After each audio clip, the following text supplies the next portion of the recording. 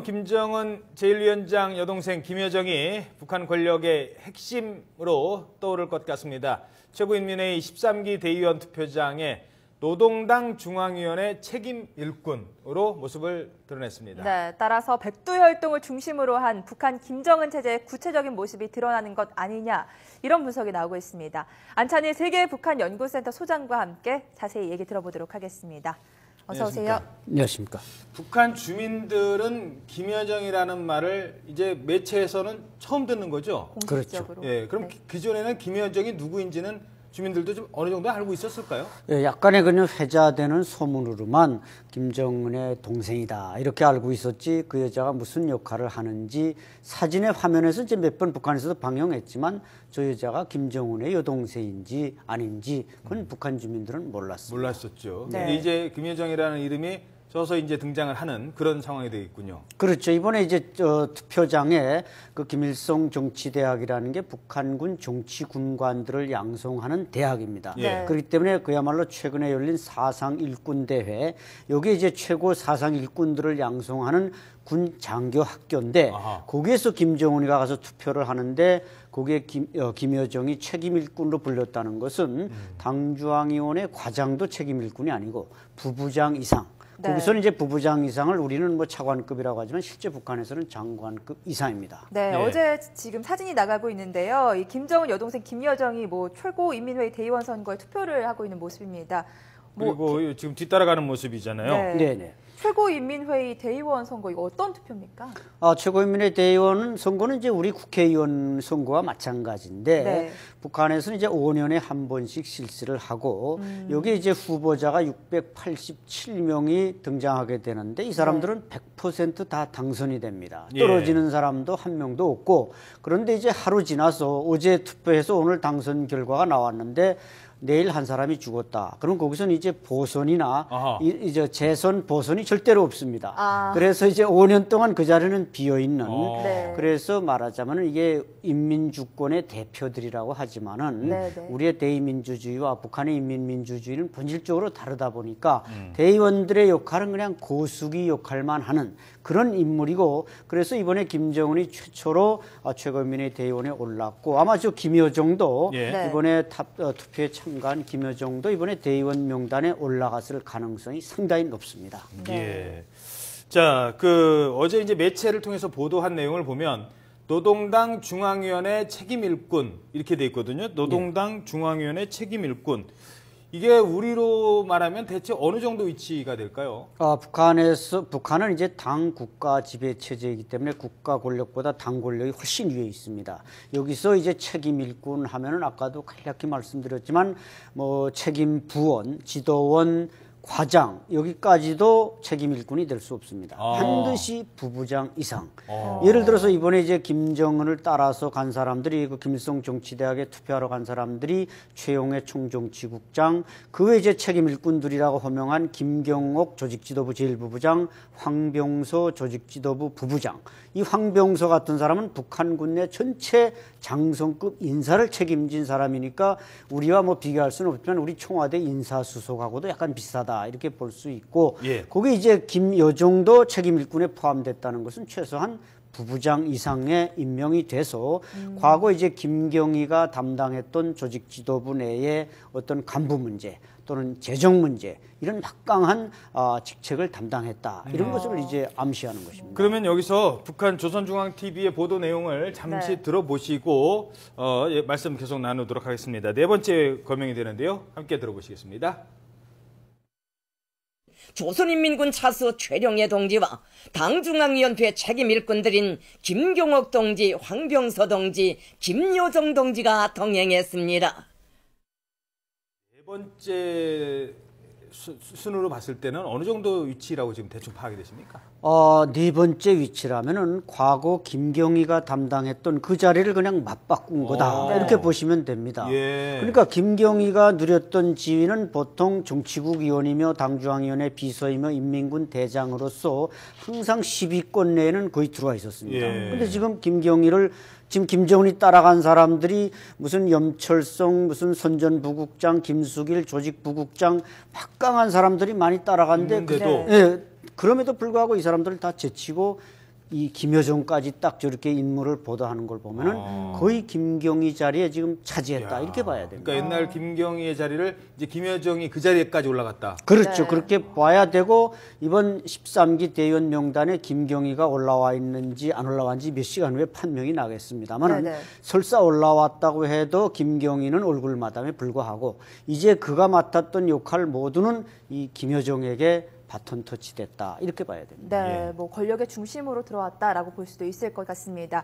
자, 이날 선거를 통해서 김정은이 제111호 백두산 선거구에 대의원으로 선출됐다고 했는데 111호 백두산 선거구가 도대체 어디입니까? 네, 우리는 백두산에 있나요? 아닙니다. 우린 백두산에 있는가 아니면 네. 뭐 그 주변에 삼지연군 선거군가 이렇게 좀 혼돈을 했는데 네, 네. 이번에 이제 확인이 됐습니다만은 평양시에 있는 인민무력부 총사 안에 그 인민무력부 선거구가 111호 선거구였습니다. 근데 여기 일자가 셋이 들어간 것은 네. 이제 과거 김정일은 333 선거구, 666 선거구를 썼는데 김정은은 이번에 111 선거구를 썼는데 북한에서는 김일성 부자 김정은까지 합해서 다 1호라고 그러지 않습니까? 1호 열차, 뭐 1호 대상, 1호 행사 그러니까 김일성, 김정일, 김정은 이 세 사람 일자를 넣어서 3대 세습을 종당하는 1호 선거구인데 그게 인민무력부 즉 군에서 김정은을 지지하고 추대했다 이런 뜻에서 인민무력부 선거구가 111 백두산 선거구였습니다. 알겠습니다.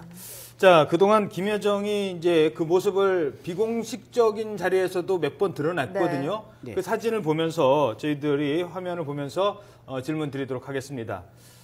지금 저 모습은 네. 장례식에서 모습이잖아요. 네, 네. 저게 김여정 맞습니까? 네, 그 모습이? 2011년 12월 김정일이 사망했을 때 네. 그 장례식장, 즉 금수산 태양궁전에다가 김일성 시신을 미라로 안치하고 그 지금 참배하는 모습입니다. 네. 예. 저기도 이제 김정은, 김영남 상임위원장, 최용림 총리 바로 저 통전부장 뒤에 있잖아요. 김양건 옆에 섰다는 것은 저 때도 이미 상당한 지위로 다가왔다 이렇게 봐야 됩니다. 네, 뭐 2011년이면 한 3년 정도 네, 전인데요. 네. 뭐 그때만 해도 김여정이 잘 알려져 있지 않은 상태였기 때문에 누군지에 대한 좀 의견이 분분했던 기억이 나는데 그렇죠. 잘 알려져 있지 않았습니까? 그때까지만 해도? 그렇죠. 그때까지만 해도 나이가 24살이고 네. 저 여자는 이제 98년부터 김정은과 함께 스위스에 유학을 했었습니다. 네. 그러니까 뭐 북한에는 거의 알려지지 않았고 북한에서는 그 또 로얄 패밀리들의 동정을 안다는 것은 그 자체가 죄악이 될 수도 있고 그런데 불과 지금 3년 만에 저렇게 김정은 밑으로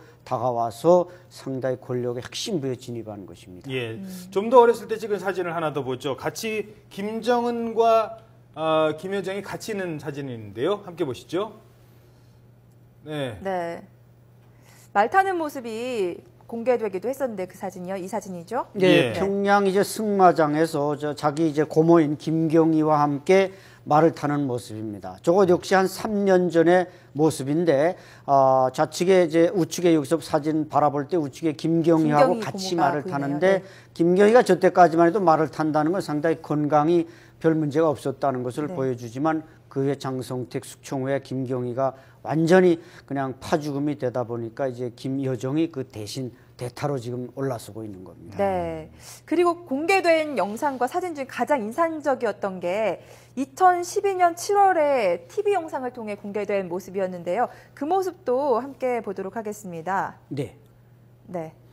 자, 그때 뭐 당 간부들 사이를 저렇게 뛰어다니고 뭐 그런 모습이 공개가 돼서 뭐 자유분방하다, 또 철이 없다, 뭐 이런 막내딸의 이미지다 이런 얘기도 많이 왔는데 어떤 인물로 평가가 되고 있습니까? 네, 저게 이제 능라 물놀이장 개관식에 이제 김정은이가 나타나는 겁니다. 네. 그런데 이제 저 당시 김여정의 직책이 서기실, 즉 김정은 비서실의 이제 행사과장이라 그랬는데 네. 저 정도로 저 1호 행사에서 저렇게 왔다 갔다 하고 카메라를 의식하지 않는 것은 네. 행사과장 이상의 권력을 뛰어다니네요. 가졌다. 예, 어떻게 보면 좀 철이 없어 보이는 것 같지만 저 여자도 어느 정도 카메라가 비추고 있다는 걸 알고 네. 또 저것이 삭제되지 않고 조선중앙 그대로, 텔레비전에 예. 나갔다는 사실 자체가 역시 김정은의 여동생으로서 상당히 파워가 있었다 이렇게 보여주는 것이죠. 네. 그렇죠. 자, 그 권력 그 구도를 저희들이 이제 화면으로 한번 준비를 했습니다. 뭐 아버지 시절부터 네. 뭐 쭉 할아버지 시절부터 내려오겠죠. 김정은의 가계도인데요. 함께 살펴보도록 하겠습니다. 자, 김일성, 김정숙, 김정일 그리고 김정은으로 내려오는 이 3대 세습 후계 구도에 김여정은 동생이거든요. 네. 근데 저희들이 관심을 끄는 거는 김정일, 김경희의 관계입니다. 그러니까 오빠 동생의 관계가 이제 또 밑으로 내려와서도 김정은, 김여정으로 간다는 거 아니겠습니까? 네. 그렇죠. 그렇게 됐을 경우에 이 김여정의 역할, 아까도 말씀하셨습니다만 김경희의 지위까지 거의 오르게 된다면 궁금한 건요. 혹시 김여정도 이제 나이가 차면 결혼을 해야 되는데 누구랑 결혼을 하고 네. 또 그 사위는 제2의 장성택은 또 누가 될지 이것도 좀 관심을 모을 것 같아요. 그렇죠. 그 아주 상당히 핵심적인 부분이고 우리가 뭐 김연아 선수 애인이 김연아보다 그 스포트라이트를 받듯이 예. 김여정 역시 지금 네. 27살이고 네. 그러니까 애인이 있을 수도 있습니다. 근데 그 애인이 과연 장성택이처럼 보통 사람 가족이었는지 장성택은 보통 사람 가족이어서 김일성이 반대를 이제 무릅쓰고 겨우 결혼했는데 결국 끝이 안 좋지 않았습니까? 김여정 역시 이제 지금 아버지가 없지만 김정은이 마음에 드는 남자와 결혼을 해야 되는데 누가 과연 애인이 되고 결혼을 할런지 그것도 상당히 궁금한 것이고 이제 김정은이 저렇게 자기 여동생을 권력에 진입시키는 건 자기 아버지 김정일이가 과거 이제 김경일을 데리고 한 37년 동안 북한 권력을 안정되게 끌어왔단 말이죠. 그렇죠. 네. 그래서 이제 거기서 장성택을 키워서 장성택을 2인자로 만들어 놨는데 그 위태로우니까 이제 장성택을 제거하고 결국 고모까지도 제거하는 결과가 됐지만 이제 지적하신 대로 김경희가 정말 제대로 된 사람, 인품과 이게 된 사람하고 결혼해야지 그렇지 않은 뭐 야심 있는 사람하고 했다면 또 장성택처럼 몇십 년 후에 피바다가 또 연출될 수 있죠. 자, 그런데 이게 이제 무슨 저희들 이제 드라마를 생각을 하면 아버지가 반대를 했을 경우에는 오빠가 나서줬단 말입니다. 네. 쉽게 말해서 김경희가 장성택과 결혼을 할 때 아버지 김일성이 반대를 했지만 오빠가 좀 김정일이 좀 해줬거든요. 그렇죠. 김정일이. 맞습니다. 근데 이번에는 아버지가 없어요. 네. 이미. 그러니까 오빠만 있는 상태인데 그럴 경우에 우리가 흔히 여동생이 결혼하겠다는데 오빠가 나서서 다 막고 좀 그런 것 좀 어려울 수 있지 않겠습니까? 그렇죠. 이게 뭔가 말리고 중재하고 이런 인물이 공백 상태인데 아마 제가 볼 땐 이설주가 그 역할을 좀 하지 않을까. 근데 이설주가 또 자칫해서 무슨 연예인 남자나 소개해줬다가 이렇게 된다면 네. 역시 또 과거가 들통이 나서 또 잡음이 일어나고 권력 다툼이 일어나고 그럴 가능성도 높기 때문에 상당히 김여정의 결혼 이것은 앞으로 북한 권력 지형에도 상당히 임팩트가 있다고 볼 수 있습니다. 예, 네. 알겠습니다. 그리고 김경희 같은 경우에는요, 물론 20살에 공식 활동을 시작했지만 40살이나 돼서야 공식 활동에 좀 이름을 올렸다고 해요. 그렇죠. 김여정 같은 경우는 27살에 공식 활동에 이름을 올렸다. 좀 이른 행보 아닐까요? 그렇죠. 그게 상당히 중요한 포인트인데 왜 그러면 김여정을 저렇게 27세에 불과한 여성을 권력에 올려놓느냐. 네. 그것도 이제 이번 최고인민회 13기 대의원 선거를 계기로 해서 지금 대폭 권력 교체가 이루어지는 마당에 한 것은 결국 김정은이 30살이니까 북한 주민들 속에서 오리다, 젊었다 이런 말을 이제 많이 들으면서 신뢰를 못 얻었기 때문에 네. 그래 27살짜리 올려놔서 나 30살은 나이가 어린 게 아니야. 이런 어떤 말하자면 어리다는 것을 상쇄시키기 위해서 이번에 김여정을 팍 띄워놨다. 예. 그렇게 되면 김정은이는 당연히 그 오빠로서 전혀 문제가 없다. 이런 의도도 이번에 김여정을 부각시키고 저렇게 언론에 공개한 의도가 있다고 볼 수 있습니다. 그렇게 되면 이번에 이제 그 권력구도 개편의 나이나 이제 다 이제 대의원들을 살펴봐야겠지만 이번에 이제 교체가 된 사람들의 연령대나 이런 걸 봤을 때는 김경희가 자연스러울 만큼 젊은 세대로 교체했다. 이것도 좀 관측을 할 수 있을 것 같습니다. 그렇죠. 지금 중국의 그 양회 열리는데 보시면 다 30대, 40대 그 대의원들이 쫙 올라와 있듯이 네. 북한도 이번에 아마 김여정을 저렇게 띄운 걸 보면은 세대 교체를 상당히 준비하고 있고 네. 86세의 김영남 상임위원장 같은 사람 네. 이번에 이제 약 한 달 후에 이제 최고인민회 13기 1차 회의를 열어 새로운 내각, 새로운 국방위원회를 쫙 출범시키는데 예. 과거에는 한 45%를 바꿨지만 이번에는 60% 바꿀 가능성이 높습니다. 네, 예, 알겠습니다. 네, 지금까지 안찬일 세계 북한연구센터 소장과 함께 떠오르는 인물 김여정에 대해서 분석해봤습니다. 오늘 말씀 고맙습니다. 고맙습니다. 감사합니다.